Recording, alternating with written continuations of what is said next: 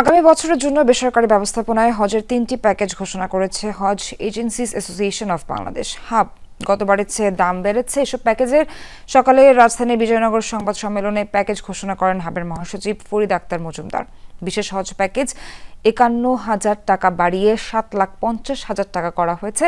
এছাড়া সাধারণ হজ প্যাকেজ ২৭,০০০ টাকা বেড়ে ৫,৫০,০০০ এবং সাশ্রয়ী হজ প্যাকেজ করা হয়েছে ৫,১০,০০০ টাকা।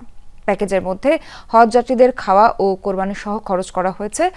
সরকারি ব্যবস্থাপনায় হজযাত্রীদের খাবার খরচ প্যাকেজের বাইরে থাকলেও বেসরকারি ব্যবস্থাপনায় উন্নত সার্ভিসের জন্য সেটি প্যাকেজের অন্তর্ভুক্ত বলে দাবি হাব মহাসচিবের।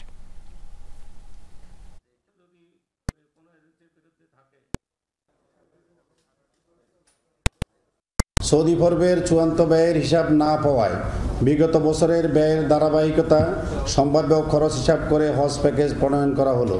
পরবর্তীতে রাজকীয় সৌদি সরকার কর্তৃক কোনো খাতে খরচ বৃদ্ধি হ্রাস হলে প্রযোজ্য খাতের বর্ধিত হ্রাসকৃত ব্যয় প্যাকেজ মূল্য হিসেবে গণ্য হবে এবং হজযাত্রীকে তা পরিশোধ করতে হবে।